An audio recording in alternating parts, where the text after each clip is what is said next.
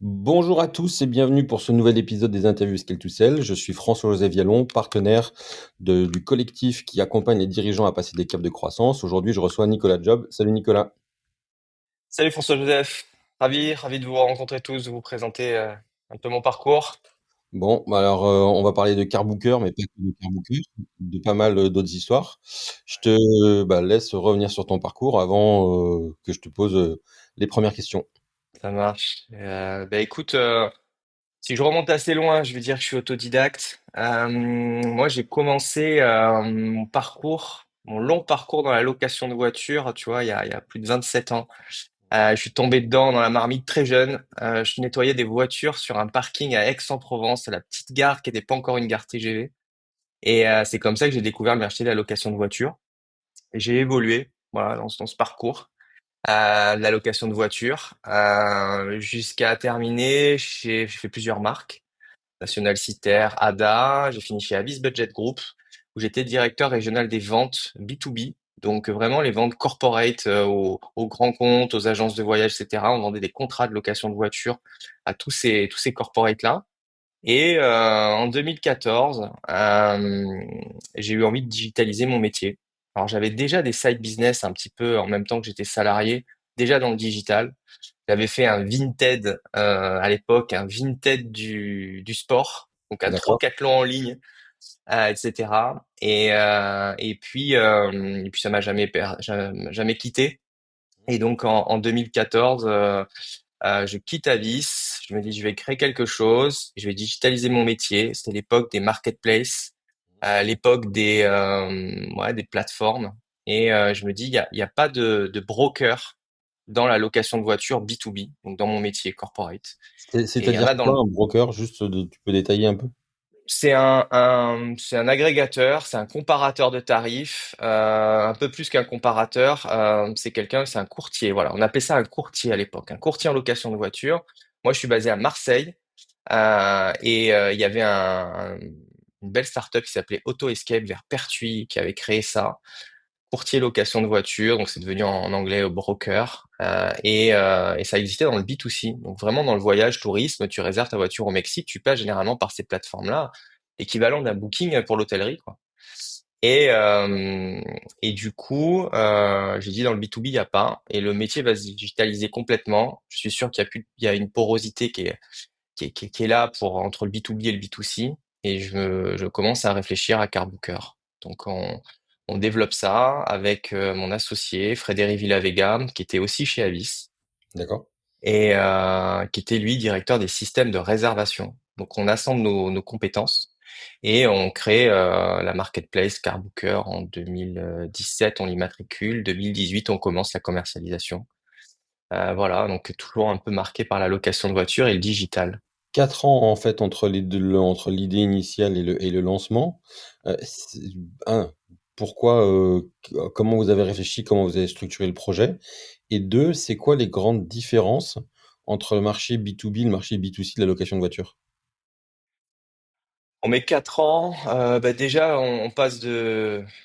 En fait, ça démarre en 2015 l'idée Carbooker, parce que 2014, je sors d'Avis et je suis sur un projet de plateforme de crowdfunding. Donc encore un side business que je démarre. Je vais sur une levée de fonds. Elle échoue. Elle échoue avec la caisse d'épargne et du coup, je pivote en juin 2015. Je me pose avec mon associé, futur associé. Je me dis OK, qu'est-ce qu'on peut faire? Et donc c'est cette idée de marketplace qui germe. 2015, le temps de mettre tout en place, de créer une équipe. On n'avait pas beaucoup de moyens. Je suis pas sorti avec un énorme chèque. Donc en fait, on démarre la boîte à 5 et le temps d'assembler les 5 compétences essentielles au métier de location de voiture en ligne, met un peu de temps. Et ensuite, il faut développer la plateforme. Donc c'est pour ça que ça met un petit peu de temps à se mettre en place. 2 ans de dev, de contractualisation, de rechercher les premiers partenaires, parce qu'au début, la petite histoire, c'est que les grands loueurs veulent pas de nous. Alors que ce sont nos anciens collègues. Et ils nous disent non, non, vous êtes des concurrents trop féroces, vous allez spoiler le marché, etc.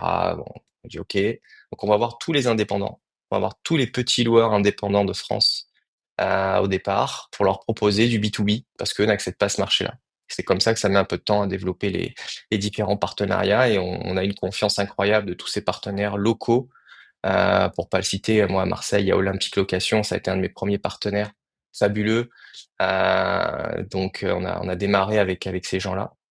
Puis progressivement après, on a eu tout le monde, quoi. Mais l'histoire a bien évolué. La différence, pour répondre à ta deuxième question, la différence entre le marché B2B et le marché B2C, bah, en fait, le marché de la location de voitures, dans les meilleures années, c'est 50-50. Un loueur, un grand loueur, doit équilibrer son business mix avec deux typologies de clients, et idéalement à 50-50 pour compenser les effets de saisonnalité. Le B2C, c'est monsieur tout le monde et souvent monsieur qui prend des véhicules en vacances, en déplacement pour rejoindre sa maison secondaire ou partir à l'étranger, c'est souvent ce que l'on fait, ou des déménagements, un peu d'utilitaire aussi. Et le B2B, c'est toute la partie entreprise qui loue en courte durée pour ses déplacements professionnels. Donc on est dans le marché, le sous-marché du voyage d'affaires. On n'est pas dans le voyage, on est dans le voyage d'affaires. Et donc j'envoie mes collaborateurs, je suis Thales, je suis EDF, je suis Total, je suis plein de PME en France et ils se déplacent en train, en avion et après un train en avion, ils prennent une voiture de location. Donc ça, c'est une grosse partie du marché B2B.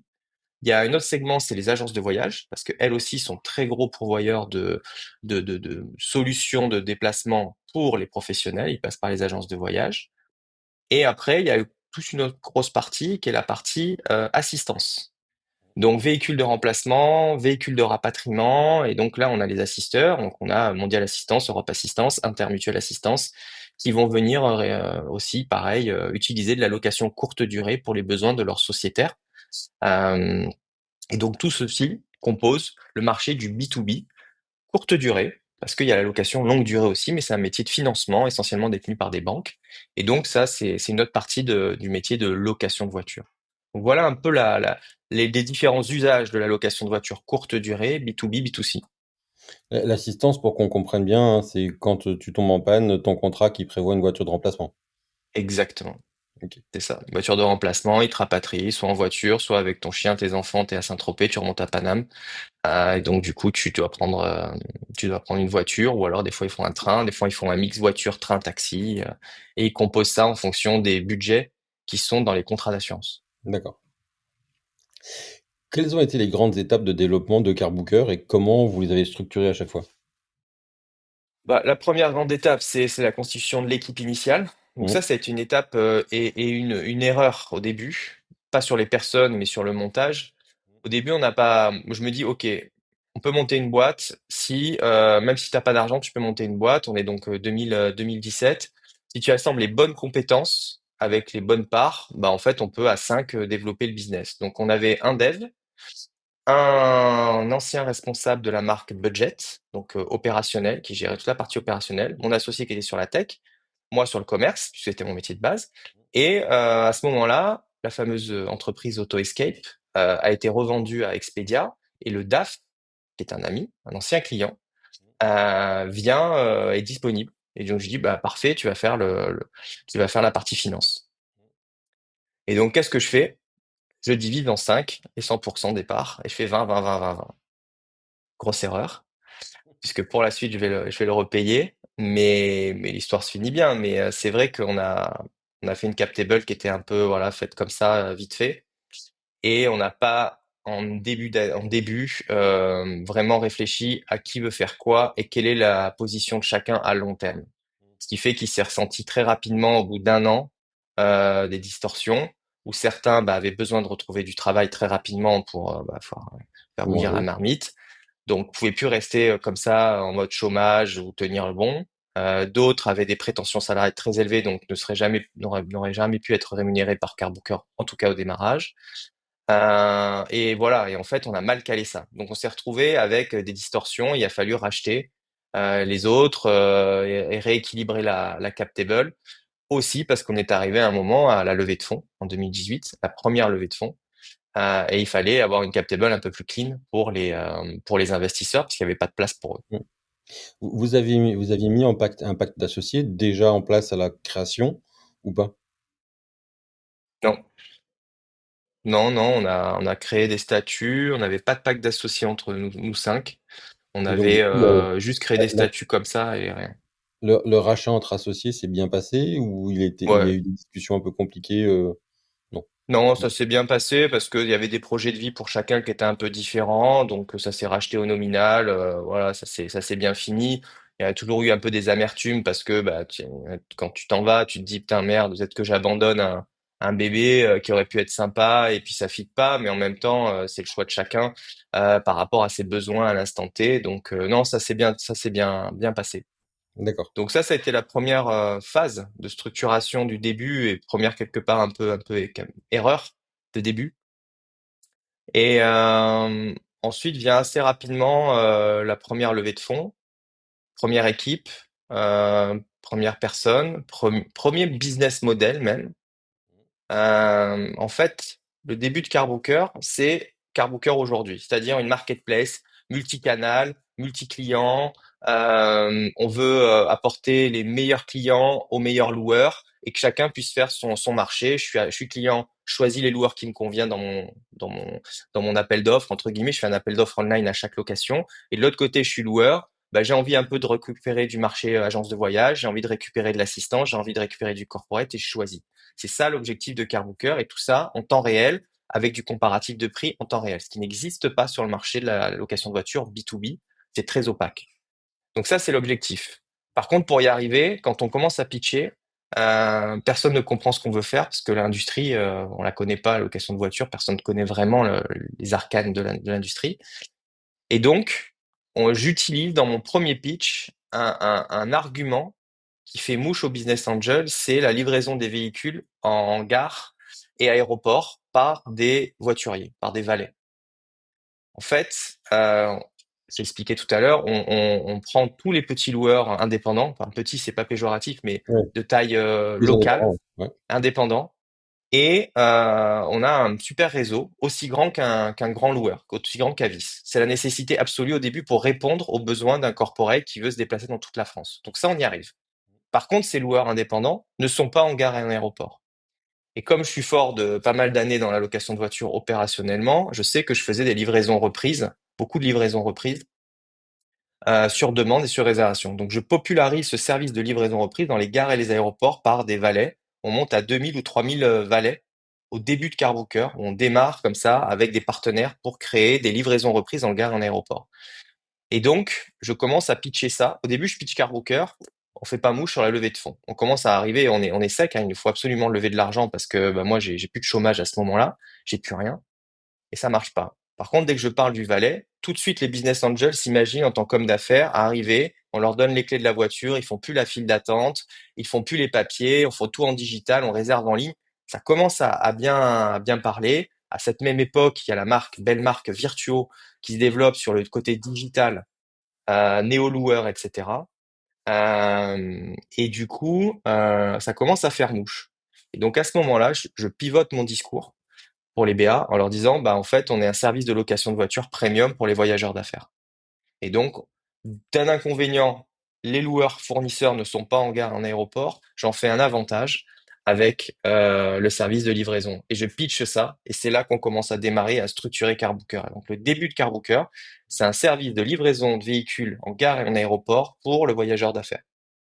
Donc on enlève des pains et on propose de la valeur ajoutée avec une couche de digital au début pour réserver, puis aussi pas mal d'opérationnel derrière pour caler tous les voituriers à l'heure, etc., les retards, les déposes minutes dans toute la France, etc.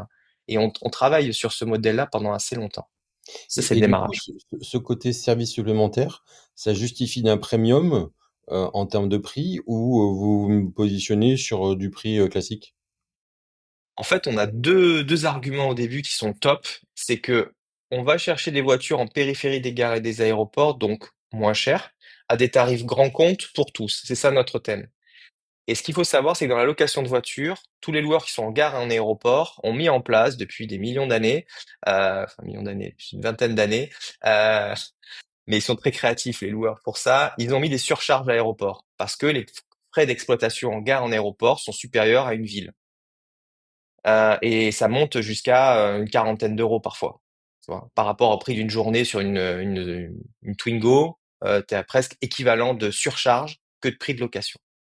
Et nous, notre service, avec le prix que l'on a, avec des loueurs qui sont pas sur ce marché-là et en périphérie, et même avec un service voiturier, on arrive à être pareil, voire un peu moins cher.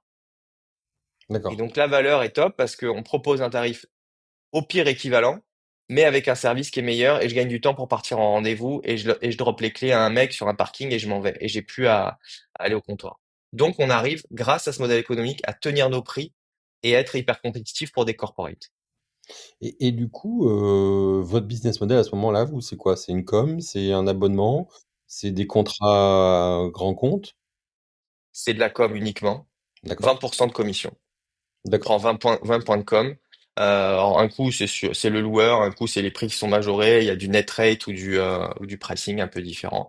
Modèle classique de marketplace où on prend une marge sur au success fees.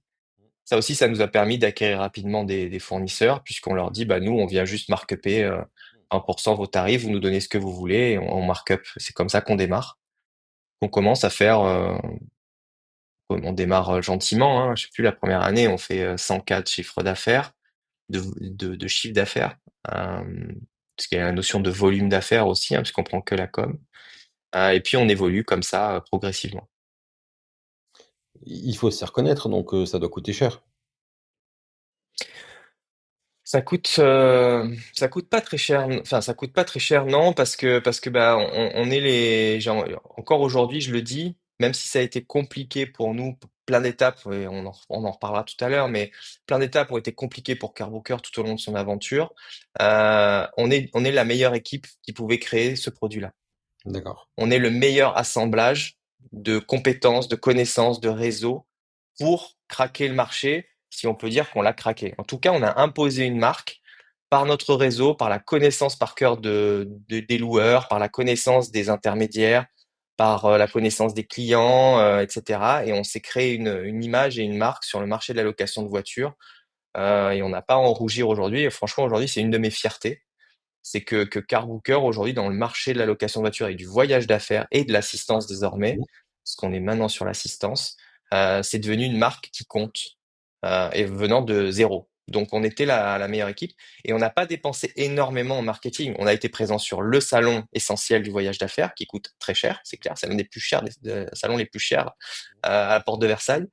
Mais on n'a pas dépensé beaucoup de coûts marketing en online, des choses comme on faisait pas d'online, on était en B2B, donc on faisait pas ça.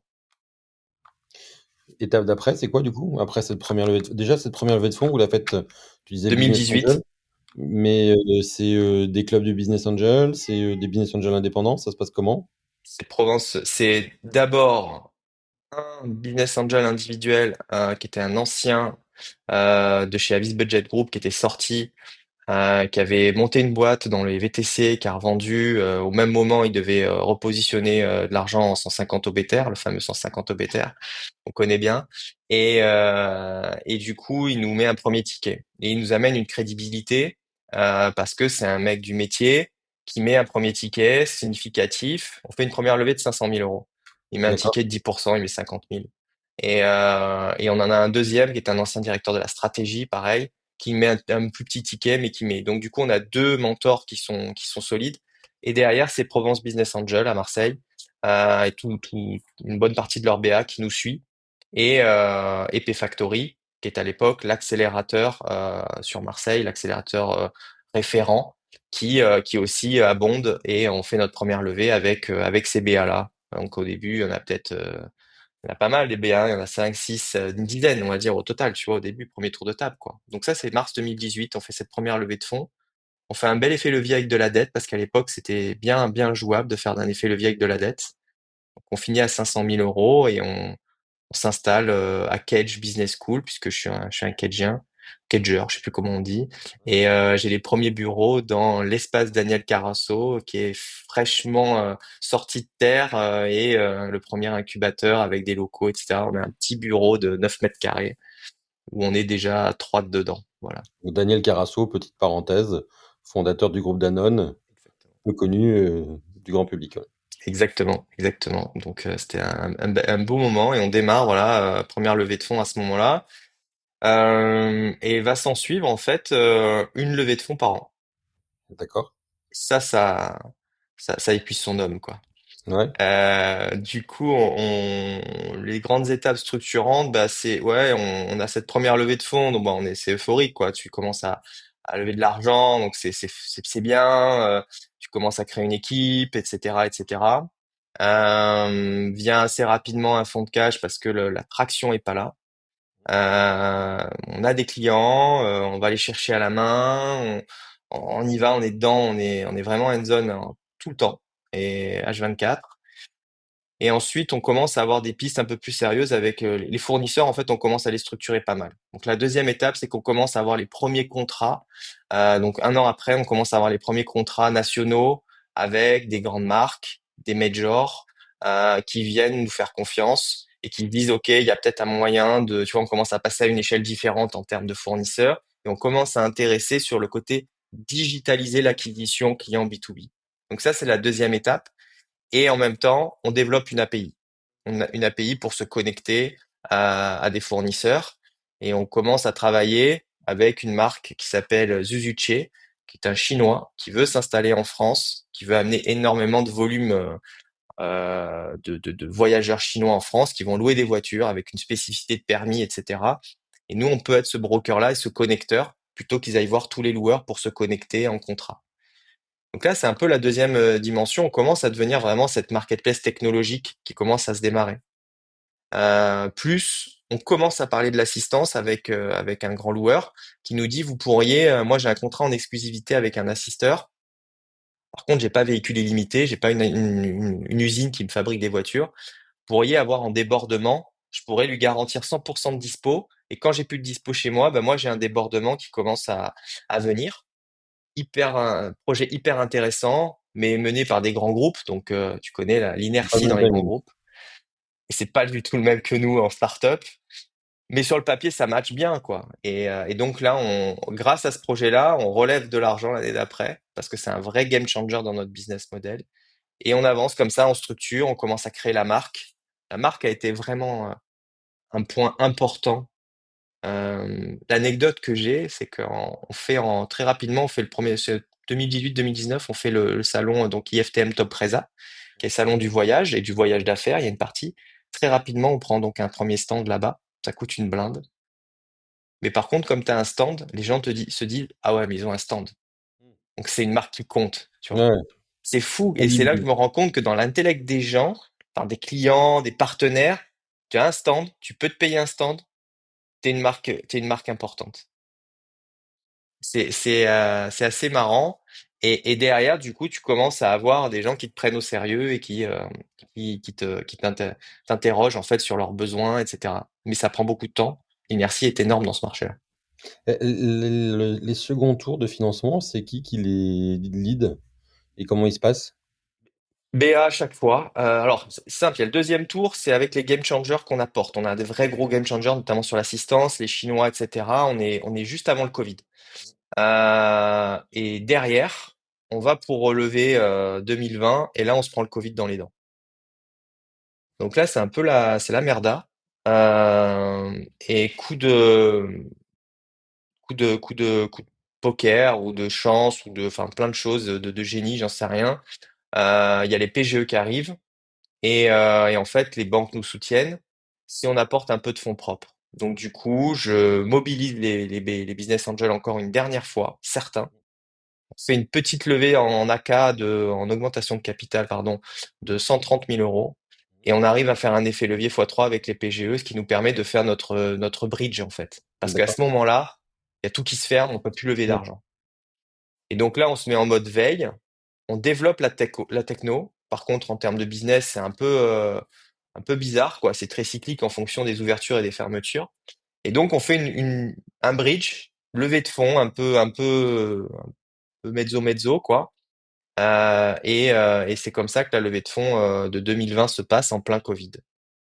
Et les autres tours se feront avec l'actionnaire majoritaire désormais, qui est Intermutuelle Assistance, qui s'intéresse de plus en plus à nous, euh, qui se dit qu'il y a quelque chose à faire, qui veut dérisquer la partie fourniture de véhicules, parce que nous, on est cette solution techno, cette solution de catalogue, cette solution de service qui permet à un assisteur d'avoir toujours des voitures disponibles.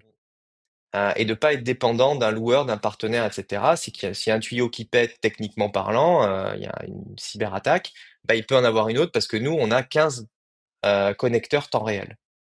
Et donc, il s'intéresse à nous et c'est comme ça qu'on fera une levée de fonds en 2021 avec Intermutuelle Assistance, participation, qui rentre à notre capital. Fabuleux, magnifique. La région Sud nous aide aussi, Ouais. qui vient aussi en complément, plus après de la dette. Et Région là, on Sud fait la Investissement dans ce cas-là.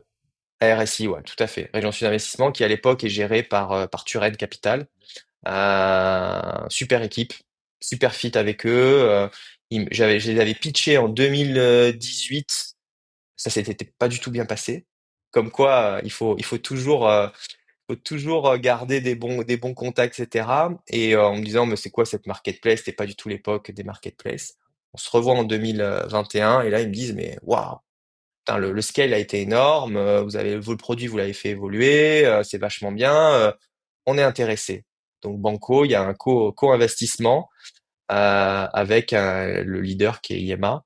Et puis on fait encore une belle levée. Et là, cette fois, on commence à bien grossir. On change de dimension. On est une dizaine de collaborateurs. On structure les sales, puisque les sales au début c'était mon associé et moi, quoi. Et Le grand classique, ouais.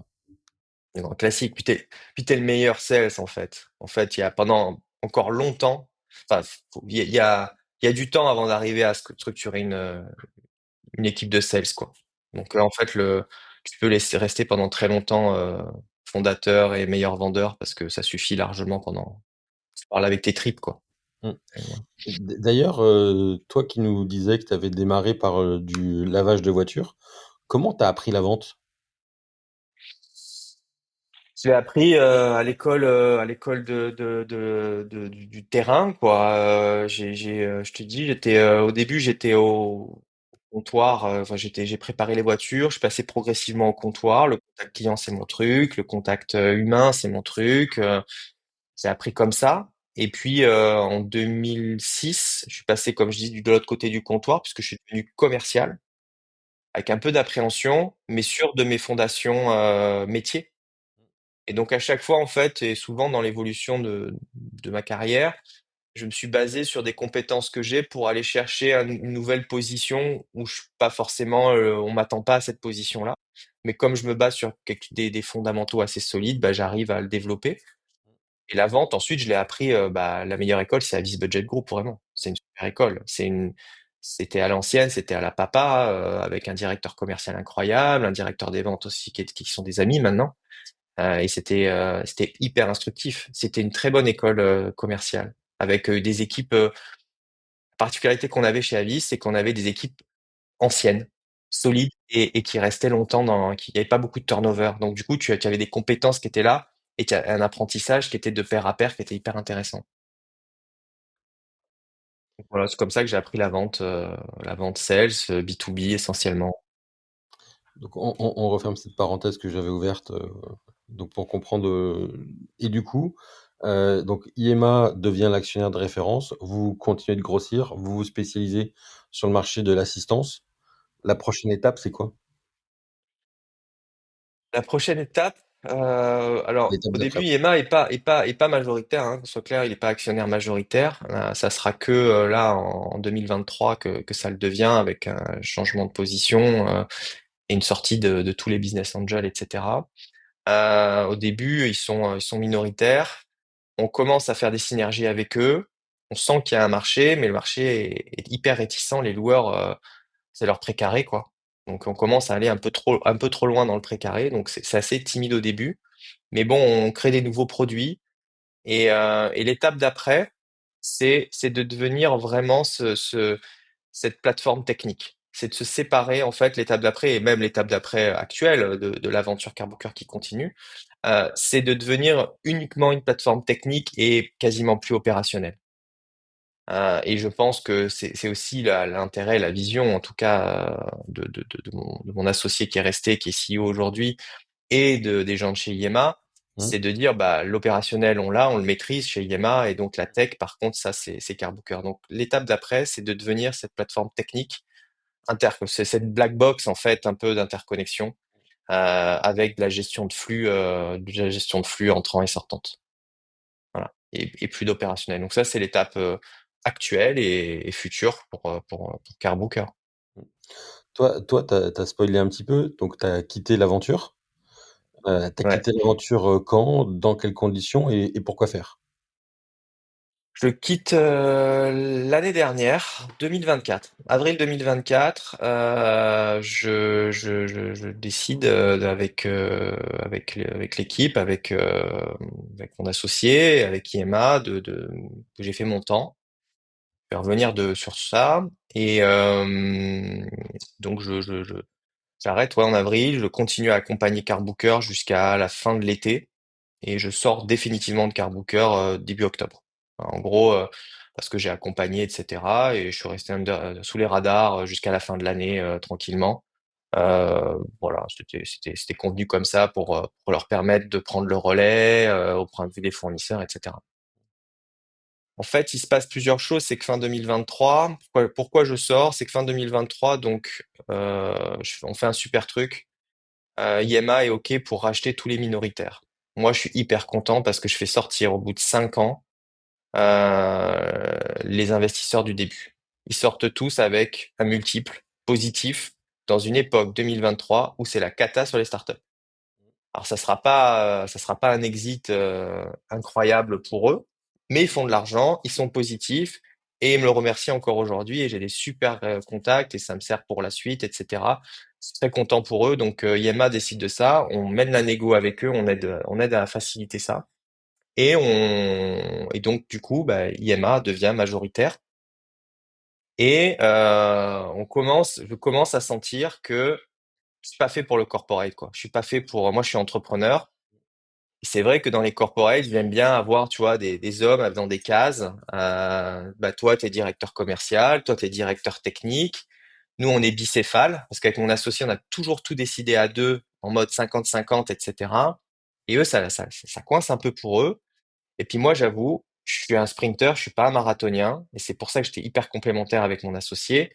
Lui, il montait les briques, puis moi, j'allais les chercher, j'amenais le volume, quoi, et puis lui, il montait les trucs. Et je commence à fatiguer sur Carbooker, je commence à plus trouver ma place, on met en place des sales, on met en place un peu tout commence à être un peu stabilisé.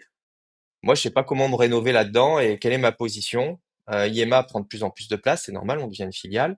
C'est mon associé qui gère beaucoup la relation avec eux parce qu'il est habitué à ces relations corporate plus que moi. Je reste le CEO et l'image de la boîte très forte, imprégnée. Et il y a un moment, je me dis bon, ça va pas le faire. Je sens que ça tire sur la corde. Moi aussi, je me sens pas bien hein, physiquement et moralement. Et puis à un moment, je me dis pff, la meilleure personne aujourd'hui, c'est ce qu'ils veulent et ce qu'il leur faut, c'est un dirco qui aille chercher du volume, qui aille chercher des sales, qui monte une équipe, etc. Moi, je suis pas un dirco. Et je rentre dans cette discussion en disant, moi, je suis entrepreneur, donc je fais plein de choses, mais vous pouvez pas me mettre dans une case de dirco, je vais mourir et puis moi, je vais exploser. Donc c'est là que la discussion commence à se faire. On est sur une période encore de refinancement, comme d'habitude. Et à un moment, je décroche mon téléphone, je dis, bon, maintenant, je me casse, faut qu'on trouve une solution. Par contre, il faut qu'on règle les salaires, etc. Donc on bridge et on avance vite et on négocie pour que je sorte, pour que la boîte continue et qu'on mette en place une équipe qui permette de faire ce que vous avez envie de faire avec Carbooker. Et donc, Et ça se décide hyper vite avec eux. mmh, petite question au passage, c'est facile de créer des synergies avec un actionnaire, industriel ou, c'est beaucoup plus compliqué que ce qu'on imagine? C'est hyper compliqué. Même sur le papier, c'est hyper compliqué. Alors après, on a des gens bienveillants en face de nous. On a des équipes, c'est des mutualistes, hein. IMA, Intermutual Assistance, c'est des mutualistes, donc c'est des gens hyper bienveillants.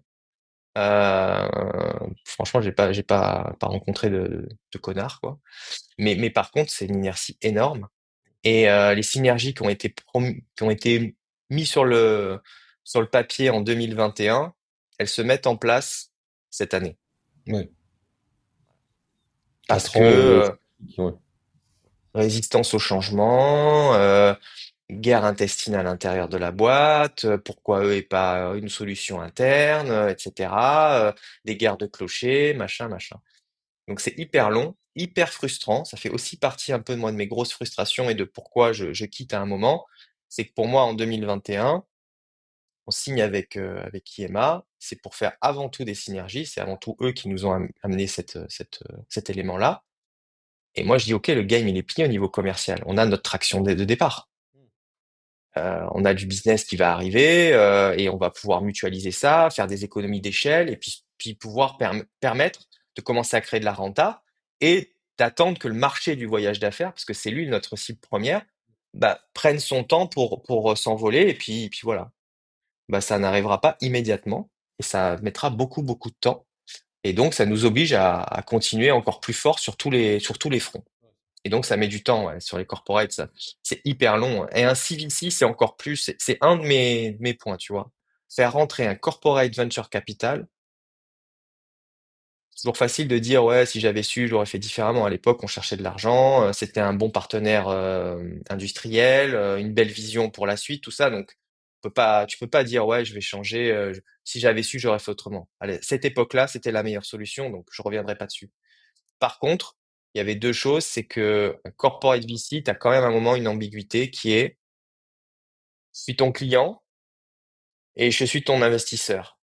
Si je t'amène trop de business, ça valorise ou ça dévalorise le rachat de mes parts, etc. Si t'as pas assez de business et que tu es en galère, je peux te racheter un peu plus de parts à moins cher parce que tu es en difficulté, tu vois. Et donc, je fais une meilleure opération en termes de M&A.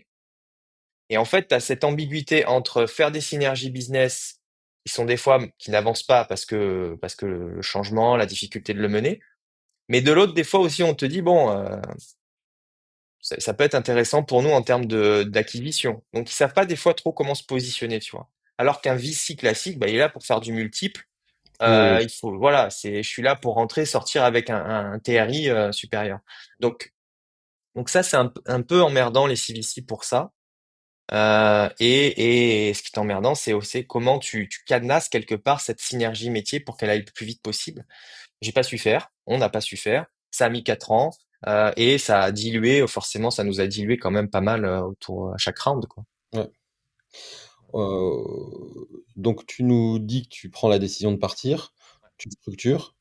Tu dans quel état à ce moment-là? Je suis mort, je suis épuisé, je suis cramé, cramé, je suis cramé, T'en as conscience? fatigué. Hein?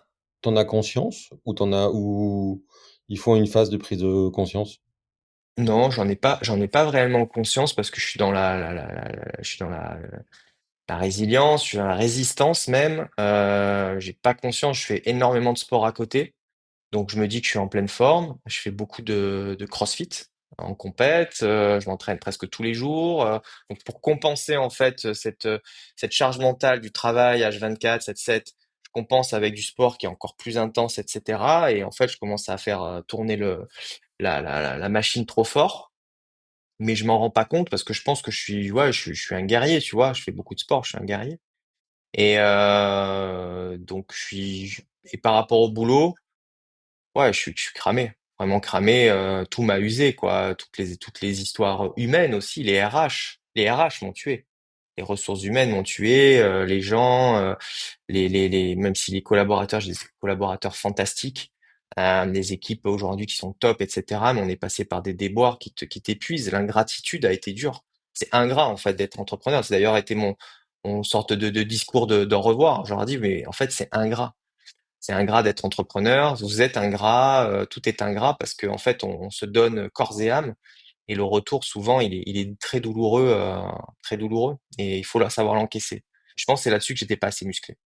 Donc je suis cramé, ouais, je suis cramé. Voilà l'état d'esprit dans lequel je pars. Frustré aussi de pas partir avec mon associé, hein, très clairement. Et encore aujourd'hui, je le dis, et il le sait de toute façon. Donc, c'est un énorme binôme. C'est ma moitié. J'ai ma femme et j'ai lui, quoi. Tu vois. Et en fait, on est comme ça, quoi. Et pour moi, j'y mets à sortir seul, ça fait chier, quoi. J'ai pas envie de sortir seul à la base. C'est à la vie à la mort. Et lui, il a envie de rester. Il a encore des choses à faire, ce que je comprends. Mais au début, ouais, c'est complexe de se dire, oh, putain, je quitte le navire, quoi. Tu vois, j'ai dit, merde, qu'est-ce que je vais faire, quoi. Déjà, je quitte le navire solo. Ok, mais l'aventure continue sans moi. Le bateau continue continue son chemin. Et puis moi, bah, je débarque. Faut prendre la décision de le faire.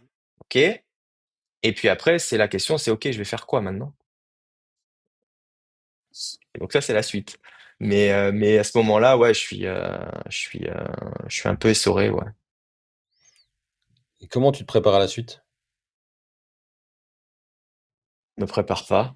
Je me prépare pas. En fait, la peur du vide qui arrive très vite, en me disant, waouh, qu'est-ce que je fais? Ok, donc très rapidement, il faut que je monte des initiatives pour essayer de démarrer. L'été arrive, hein, parce que je quitte fin avril, donc j'accompagne encore jusqu'à fin juillet.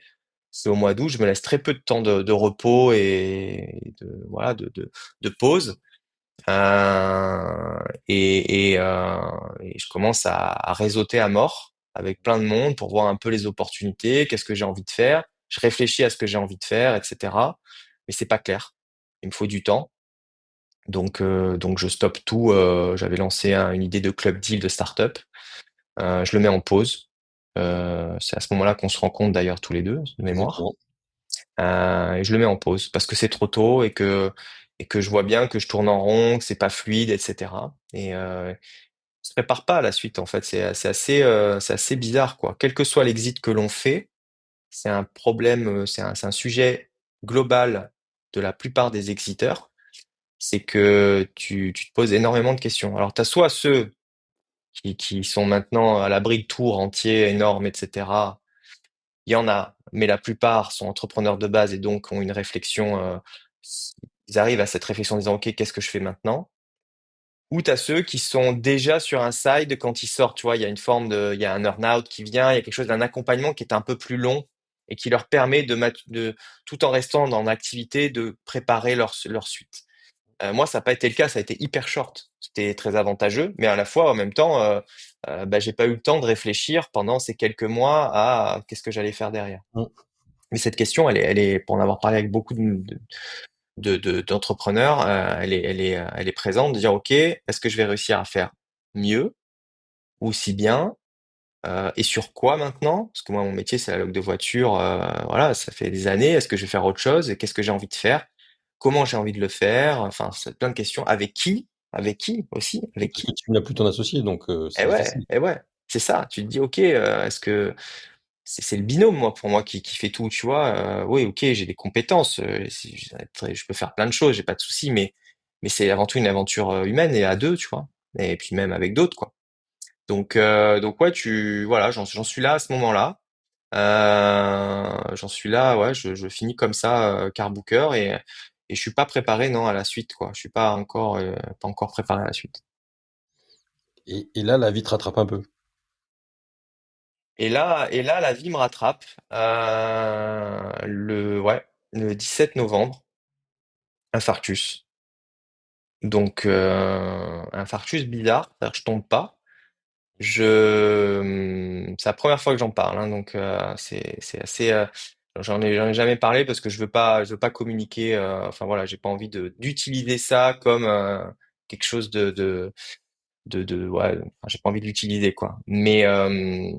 Non, mais Je c'est fais un important pour entraînement. les autres de Ouais, savoir que la bah que ça décompression, arrive, c'est ouais. pour, C'est un peu de syndrome de décompression. Donc en fait, le 17 novembre, je fais un entraînement de CrossFit très intense, euh, très fatigué à la suite de l'entraînement, plus que d'habitude, très mal au dos.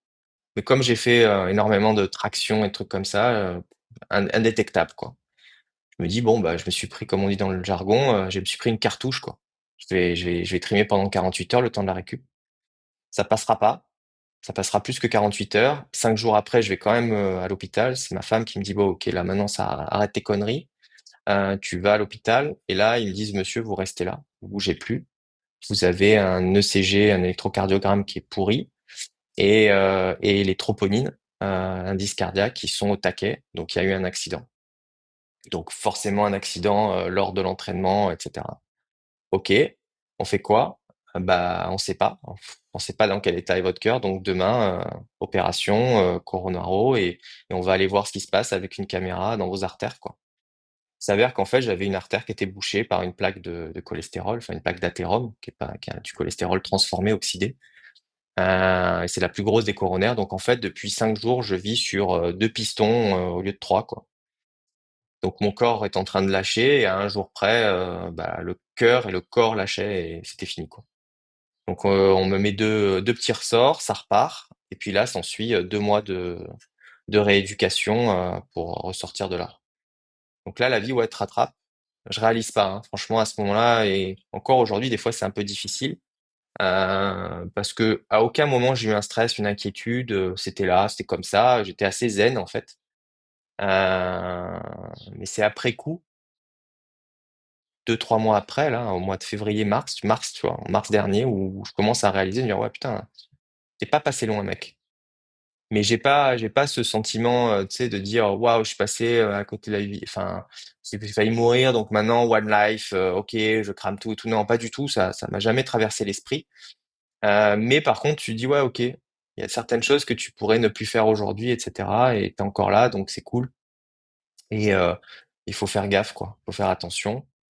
J'étais pas le candidat idéal, vraiment pas, parce que sportif, parce que pas de malbouffe plus que ça, mais en fait un stress accumulé, une intensité, une résistance à plein de choses, à pas vouloir lâcher des choses alors que j'aurais dû lâcher avant, qui fait qu'à un moment, bah, le corps, quand il est en décompression, hein, c'est comme les retraités.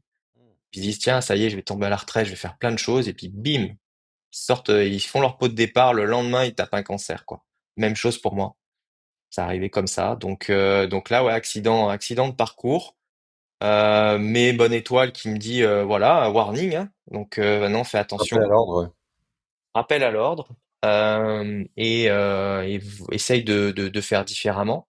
Essaye, je dis bien, parce que c'est compliqué quand t'as un certain tempérament, quoi. Mmh. Du Donc coup, d'ailleurs, voilà. à ce niveau-là, derrière, tu te fais accompagner par quelqu'un pour penser autrement?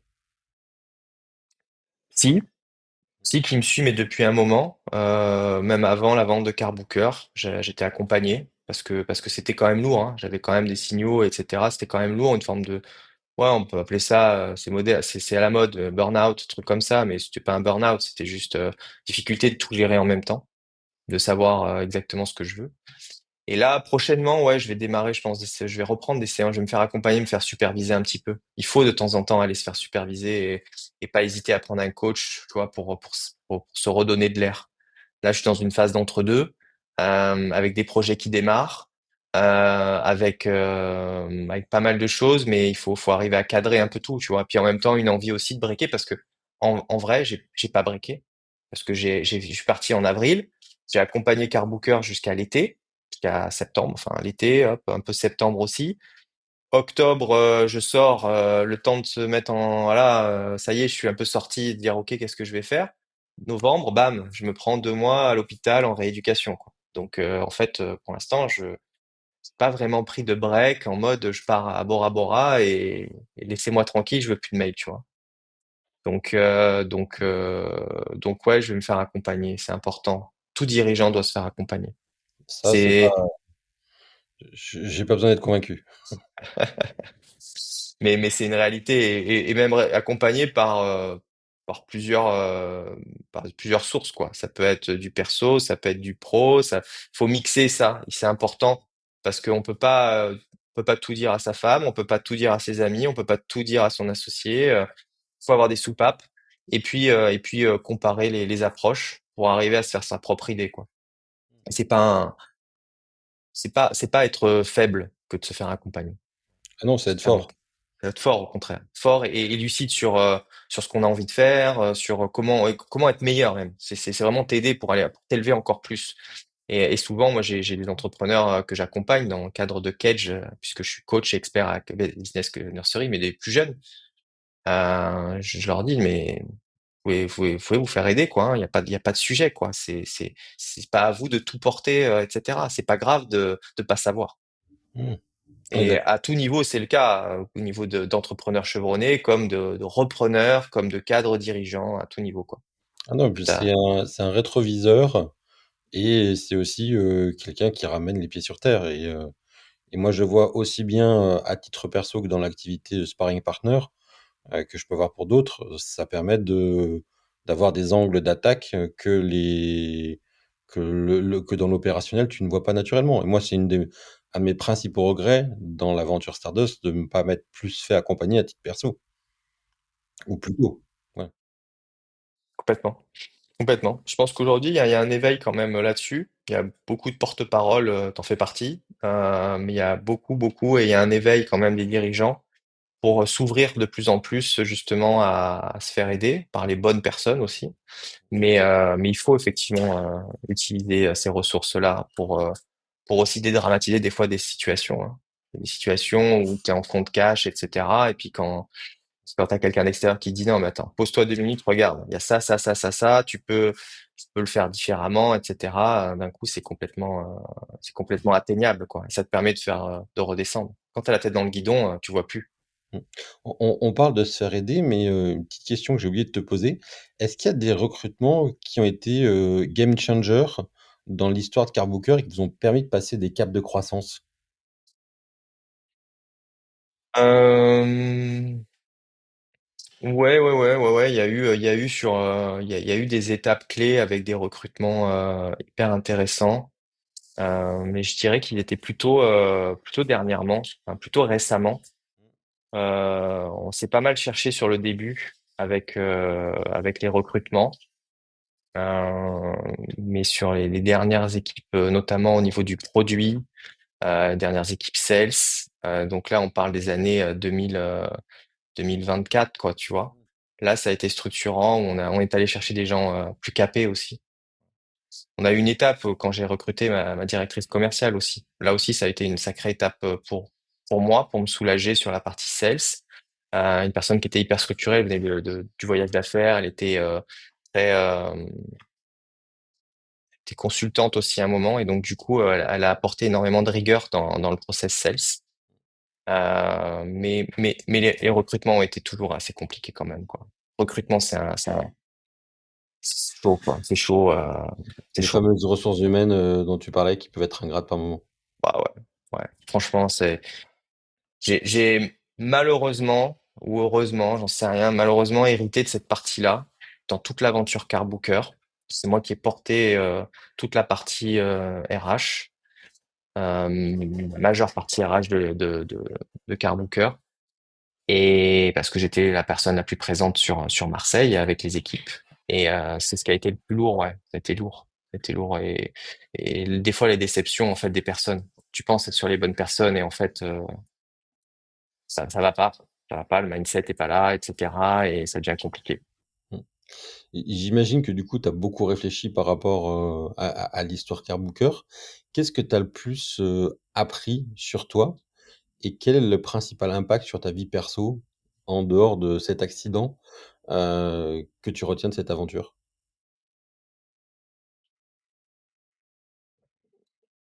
Hum, Faire confiance à ma bonne étoile. Ça, Ouais, c'est c'est assez subjectif, mais ouais, c'est une. on se crée la chance qu'on a, hein, ouais. Exactement, ouais, c'est ça, ouais. Tu as bien traduit en fait la phrase, c'est ça en fait. Faut se faire confiance. Et la deuxième chose, c'est savoir. C'est toujours difficile, hein, mais il faut savoir lâcher par moment pour être mieux. En fait, ce qui se passe, c'est que souvent, on se dit, OK, bêtement, on veut avoir raison. Voilà, je veux avoir raison, je veux avoir le dernier mot dans une réunion avec un client, avec un partenaire, avec un fournisseur, avec une négo, avec des business angels, peu importe. Et en fait, on se crée une anxiété de malade, de fou, alors que des fois, on se dit, si on lâchait le truc en se disant, OK, je donne juste mon point de vue, mais je veux pas être absolument la personne qui a le dernier mot, on le vit mieux. Et même des fois, si on lâche l'affaire, on va le vivre mieux, quoi. On va lâcher on va pas s'embêter, on va pas se stresser plus que ça. Et il faut savoir des fois abandonner des combats. Et je pense que c'est ce qui m'a fait un peu exploser, je pense. C'est que j'ai voulu mener tous les combats et rien lâcher sur aucun combat. Et il y en a certains que j'aurais dû abandonner et choisir de les abandonner, bien sûr. Tu peux pas tout abandonner, mais choisir lesquels tu veux abandonner. Ceux qui sont moins importants ou des fois juste laisser le temps au temps aussi. C'est intéressant là, les mots que tu utilises. C'est que tout à l'heure tu as dit guerrier, là tu dis combat et Ouais. tu dans il y a un sujet à cré à voir là. Creuser. Ouais. Ah, mais franchement, ça a été la guerre, hein. C'est la guerre, hein. L'entrepreneuriat, ça a été, Carbooker, ça a été, ouais, un terrain pour moi, ça a été un combat permanent. Combat positif, attention, hein. C'était pas une douleur, un truc que je voulais pas, que j'ai fait malgré moi, etc. Non, au contraire, j'étais dedans. Mais c'était ce mode-là tout le temps, à tout niveau, de ce côté compétiteur aussi en moi que j'ai de manière naturelle, etc. Mais c'est ce qu'il faut parce que sinon les choses elles avancent pas. Elles ne bougeaient pas. Sinon tu fais pas bouger des gros mastodontes comme notre actionnaire, l'actionnaire actuel ou des grands corporates. Tu les fais pas bouger, tu vois. Et c'est cette intensité par contre effectivement qui était aussi d'un autre côté épuisante et qui te fait oublier un moment. Mmh. Aujourd'hui, du coup, tu te projettes sur quel projet? Tu peux déjà les dévoiler ou pas encore? Ouais. Je me projette alors j'ai ouvert le champ des possibles. On m'a dit rapidement, Nico, là, tu as une période incroyable pour toi, c'est fabuleux. Je dis, ouais, c'est pas mal, c'est vrai que c'est une bonne période, mais elle est aussi inquiétante parce qu'il faut quand même se relancer, et quoi, tout ça. Donc j'ai ouvert le champ des possibles. Et il y a une chose fondamentale qui me plaît aujourd'hui principalement, c'est accompagner et financer. Financer pas au sens si, si je suis une banque, quoi. Mais en tout cas, j'aime accompagner sur le financement parce que toutes ces levées de fonds m'ont montré que j'étais assez doué à inspirer les gens et à les convaincre de venir avec moi dans l'aventure ou dans des aventures, etc. J'avais ce leadership-là. Et donc, mes deux vecteurs, c'est accompagnement, financement. Et en réfléchissant, au début, je dis, bon, bah, vas-y, va sur les startups, tu connais le milieu de la tech, les Nino et tout ça. Et je me suis rendu compte d'un marché qui est la reprise d'entreprise, où là, bah, il y a tout à faire parce que la reprise d'entreprise, c'est le milieu des startups de l'époque où il y avait tous les accélérateurs, etc. Donc, la première initiative que j'ai lancée, c'est un accélérateur de reprise d'entreprise sur le même modèle que les accélérateurs qu'on connaît très bien dans la tech, Innovexus, Y Combinator pour les plus gros, bon, voilà, c'est très fameux. J'ai lancé cette initiative-là. Donc, on accélère, on accompagne, on finance des repreneurs qui ont un projet ambitieux pour redynamiser des entreprises qui sont en vente. Il y en a beaucoup, 60 000 par an. La moitié ne trouve pas acquéreur. Donc il y a un marché. Et souvent, en plus, ces repreneurs sont pas des entrepreneurs, ce sont des cadres dirigeants et qui connaissent pas les codes de l'entrepreneuriat et on peut leur amener plein d'éléments. Donc on peut les accompagner là-dessus. Donc j'ai lancé cette première série qui s'appelle Build the New, soit le nouveau, soit la nouvelle vague d'entrepreneuriat. C'est le reprenariat. On l'entend beaucoup de plus en plus. Il y a une grosse vague qui est en train de se mettre en place sur le reprenariat parce que c'était pas très structuré en accompagnement, mais très structuré en financement. Il y a une chaîne de valeur qui est déjà très présente, qui permet de bien travailler, mais qui est pas famous, quoi. Et en fait, il y a plein de choses à faire. Et en plus, il y a plein de pépites de super boîtes en local pour dynamiser nos territoires. Il y a tout un côté impact, avec ce mot assez buzzword du moment, mais il y a un côté impact et territorial qui est hyper intéressant. Et j'ai un énorme écho sur cette approche d'entrepreneur pour des entrepreneurs, enfin pour des repreneurs ou nouveaux entrepreneurs, à la fois sur la finance et à la fois sur l'accompagnement. Donc ça, c'est la première initiative que j'ai lancée, ouais. Puis ça va Avec de d'une reprise d'activité, unipersonnelle à des activités de centaines, voire de milliers de personnes à structurer. Complètement, ouais. On est essentiellement sur de la PME, PME, PMI. C'est pas là, on fait pas les fonds de commerce, tout ça, pas encore, hein. C'est pas notre cœur de métier, mais on veut transformer des PME en ETI. Voilà. En gros, c'est ça le schéma. PME, on veut un repreneur ambitieux qui a une vision. Il vient avec sa présentation, avec son deck, il a trouvé une cible. Il vient, il nous présente, il nous dit voilà, j'ai trouvé une entreprise de travaux, de BTP. À 5 ans, moi, comme j'ai une compétence dans l'hôtellerie, bah, je vais transformer cette entreprise qui fait du BTP pour les particuliers, je vais transformer en B2B avec tel track record. Et derrière, je veux faire du build-up et racheter un bureau d'études et diversifier. Enfin voilà, une vision un peu, tu vois, entrepreneuriale qu'on connaît nous dans les startups avec une vision. Et donc là, on lui dit OK. Et souvent, ce qui se passe, ce qu'on se rend compte, c'est qu'il manque toujours un buffer de 100 à 500 000 euros d'apport en fonds propres, parce que tout le reste est complété par les banques en dette senior. Donc lui, il a de l'apport. Nous, on vient compléter. On fait un club deal. On organise donc une levée de fonds avec des business angels qui sont de plus en plus intéressés par la diversification de leur investissement, avec aussi un peu ce qui s'est passé sur les derniers investissements dans les startups. Ils regardent comment investir dans l'économie réelle d'une autre manière. Euh, et en plus, sur la reprise d'entreprise, on a toujours ce côté give back qui est fondamentale chez les business angels. Business angel, c'est OK, on veut un retour sur investissement, mais on le fait aussi surtout pour rester dans le coup, pour rencontrer des entrepreneurs, pour se rafraîchir, pour avoir du réseau, et puis pour accompagner et transmettre des choses qu'on a apprises à d'autres. Voilà. Et à la fin, oui, si en plus on gagne de l'argent, on fait une plus-value, bah bien évidemment. C'est mieux. Mais business angel, le vrai business angel, c'est avant tout cette démarche-là, parce que sinon ils iraient sur d'autres véhicules d'investissement beaucoup plus liquide dans un milieu qui est illiquide que le côté business angel. Donc voilà, voilà ce que j'ai entrepris. J'accompagne à côté des entrepreneurs moi de manière individuelle qui me sollicitent pour bah, tout ce que je véhicule, hein, comme là je le fais avec toi, que j'inspire, etc. Et donc je peux les accompagner sur toutes les galères que j'ai pu vivre et cette guerre. Finalement, tu m'as éveillé sur ce terme-là que je vais te traiter après à la fin de la call. J'irai le traiter ce sujet combat. J'enverrai ma facture après. Euh, Exactement.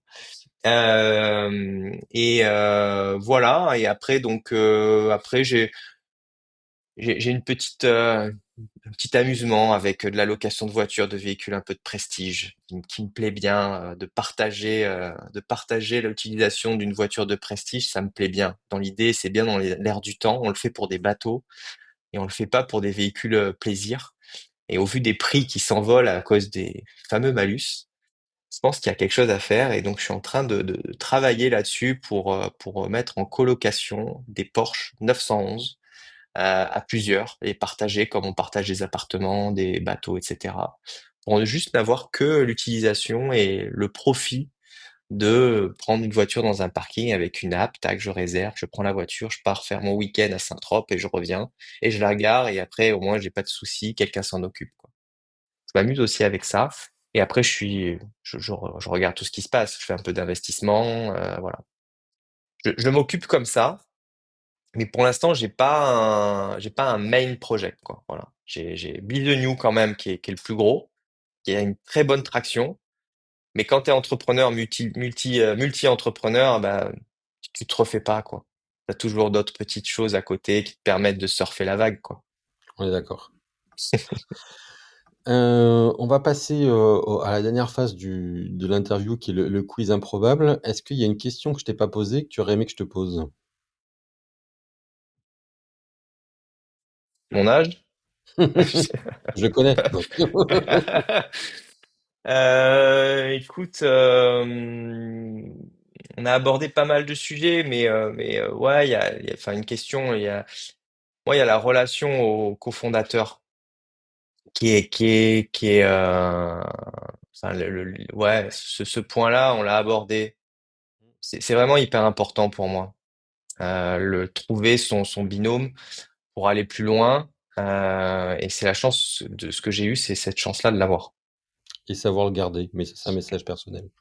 Exactement. Mais il est toujours là. Il est pas très loin d'ailleurs et ça va bien et on se retrouvera un peu plus tard. Tu as de la chance. J'ai pas eu ce succès-là, mais c'est ma faute. Ouais. Euh, on rentre dans les questions improbables. Ouais, vas-y. Alors, t'es plutôt thé ou café? J'étais très café. Et avec ce qui s'est passé, j'ai arrêté la caféine. Je suis soit au déca, parce que j'adore le goût du café, mais je suis beaucoup au rooibos. C'est vrai. Palais d'été, amande. Voilà. Ouais. Quel est ton mot préféré? Mon mot préféré? Ouais. Mon mot préféré, c'est dans, je dirais, résilience, spontanément, dans le business, d'être résilient. Si tu pouvais justement avoir comme cofondateur un super-héros, qui choisirais-tu et pourquoi? Ou un personnage de film? Comme cofondateur, euh, je sais pas, c'est vraiment des questions improbables, mais je dirais Batman, Vengeur masqué, et dans l'ombre, et j'aime bien le personnage. Quel est le plat le plus bizarre que tu aies mangé pendant un déjeuner d'affaires? Ah putain, ouais, ça je m'en rappelle. Petit Nice Paseda. une belle opération quand j'étais chez Avis. Une opération, on invitait des clients et j'ai mangé une forme de mollusque. C'était une méga huître, quoi. Un truc, moi je déteste ce genre de choses, j'étais obligé de le manger, j'étais avec les clients, etc. Alors bien travaillé, bien préparé, mais c'était, je sais même pas ce que c'était, quoi. C'était un énorme coquillage comme ça, je me suis cru dans koh. J'ai mâché ça pendant 3 heures à boire du vin, vin blanc par-dessus, à essayer de le faire passer, c'était horrible. Et pourtant c'était un très beau restaurant, et ça reste un très beau Mmh, restaurant. mmh. Et si tu peux voyager dans le temps, à quelle période aimerais-tu entreprendre? Euh, je suis très mauvais dans les dates, mais cette époque, l'époque de mes grands-parents. Donc c'est les années 40, 50 où tout était possible, où il y avait tu montais n'importe quoi, ça se développait en tout cas sur la France, je parle, hein, bien sûr. Et il y avait des success stories, les mecs à 60 balais, ils pouvaient monter des empires hôteliers, ils pouvaient faire des choses incroyables. Là, le champ des possibles était ouvert. Cette époque-là était bien. Les parents les parents ont vécu sur ces années-là. Et nous, derrière, notre génération, c'est encore plus compliqué, tout s'est refermé, etc. Donc, ouais, l'époque de mes grands-parents. Donc, Est-ce que voilà. tu es plutôt McDo ou gastro? J'étais très McDo, mais je mange plus Tu peux plus? Ouais. je pourrais, hein. Franchement, il y a rien de m'interdit aujourd'hui, mais c'est moi dans ma tête et puis parce que bah, je fais très attention maintenant. Donc, je suis plus McDo. Je suis de temps en temps, mais c'est genre une fois tous les 6 mois, je me fais un smash burger, mais de qualité, etc., bien calibré.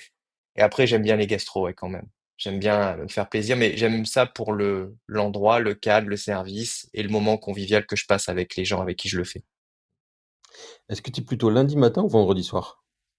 Vendredi soir. Tu fais une vraie petite. La night, c'est mon domaine. Ouais. J'ai pas dit, mais au tout début, avant d'être aspirateur là sur les parkings, j'étais DJ. Mmh.